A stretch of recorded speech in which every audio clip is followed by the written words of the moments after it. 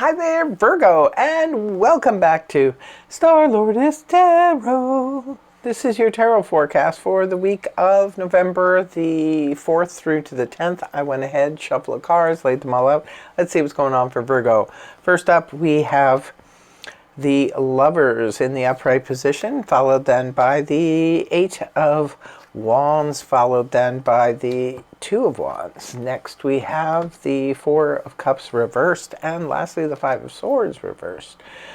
So your overall energy is the big choice here, the Gemini energy. There's a big decision for some of you, could be about it or around a Gemini, but for others of you, for most of you, I'm going to say that it is probably just a huge decision. Now, it could be about love, because when it comes to the lovers, it is the lovers after all. And there is a lot of choices and decisions when it comes to love. There is a decision we can make to end a relationship, start a relationship.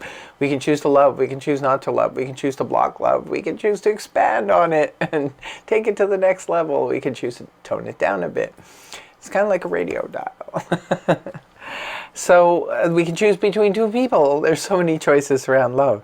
But there's also choices around other things in life, right? These are general reads, so we're going to try and cover everything, not just love. So this could be about choosing between two companies. Maybe you're out there looking for work and you're not sure which one to go with. Maybe they're both interested in you and you're just not sure. Others of you could be trying to choose between two business partners. Maybe you want to go into, or even two areas of career. Maybe it's like, do I want to choose this career or that career? Nowadays, it's very common to have more than one career. You notice a lot of people are branching out. They used to be a doctor and now they're an author, and they used to be. It's strange. All I can say is that it's not uncommon to have different career goals or choices. So there's a big choice here. There's something that you're trying to decide upon. Right at the beginning of the week, things start very quickly with the Eight of Wands. This is speed. This is arrows of love find their mark. So for some of you, this is definitely about love.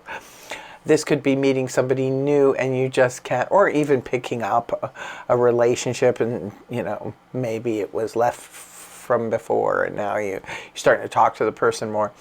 This could be where you're constantly in communication, especially if you've just met somebody. This could be those arrows of love find their mark. So there could be somebody out there. Maybe you met them online. It could be dating through the dating apps or something like that.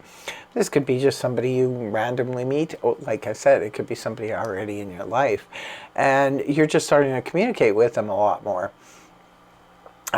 For others of you, this could be about career and business, because this is a good card to get. Maybe you're putting your resume out there and you're getting a lot of communication back from it. It's great if you are in business for yourself. It can indicate a lot of new clients. If you're in sales, this could be like a lot of sales coming your way. This can also indicate sudden travel and need to just pick up and go somewhere. For various reasons. It could be for personal, it could be for work.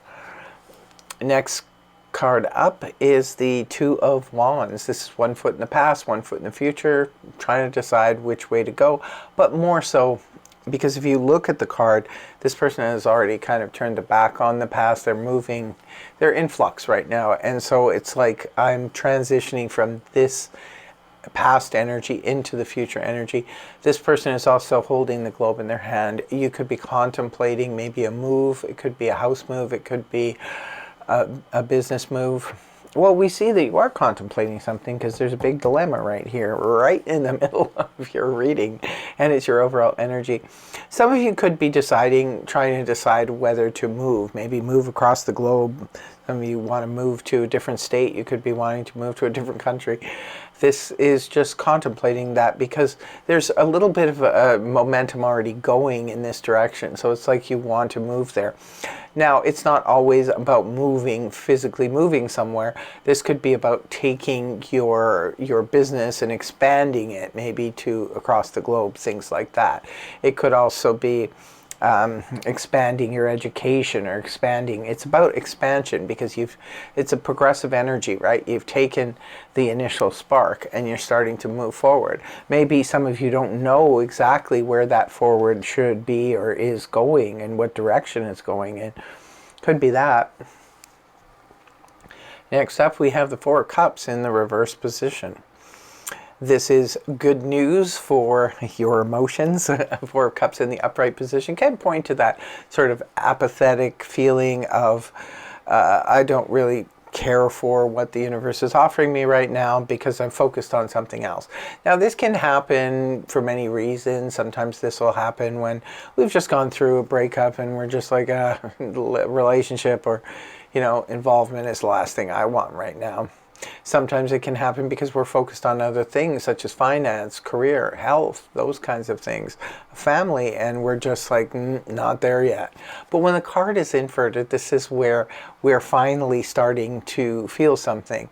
We're starting to feel a certain way. It points back to the Three of Cups in the upright, so it could be sort of prompted by a social event, a small social event. Maybe you go somewhere, you have a really good time, you realize that your emotions are starting to open back up again. For others of you, there could be someone who catches your attention and sparks some emotion in you. So that is really interesting. Last card we have is the Five of Swords in the reverse position. Five of Swords upright can point to an empty victory. This can be being in conflict with others. This could represent, you know, all kinds of disagreements in your neighborhood, at your work, with your family, friends, those kinds of things. Definitely online, but it could be also to inner conflict where we're of two minds of something. I see you're struggling here with making a decision, Virgo. So it does make sense. But now, at the end of the week, it's reversed. So this means if you were in conflict, you know, heart versus head or two minds of something, looks like you reconciled that come the end of the week. Same thing if you were in verbal arguments or things like that online or with the people in your friends, your family, you know, work, whatever. Looks like that gets resolved by week's end. So that is good. Now, in closing, I will be pulling a card from the Wisdom Oracle deck, and we'll see what your last message is for this week of the 4th to the 10th. For Virgo, what's going on?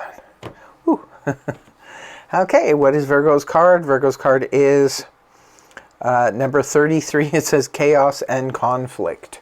Yeah, definitely has the possibilities there, but it looks like it will be getting cleared up by week's end. So that's what I have for you. I hope you have a fabulous, fabulous week ahead. And I want to thank you very much for joining me. And I hope that the reading helped you. If it did, please feel free to like, share, and subscribe. And I will see you again in the next video. Take care. Much love. Namaste. Bye-bye for now.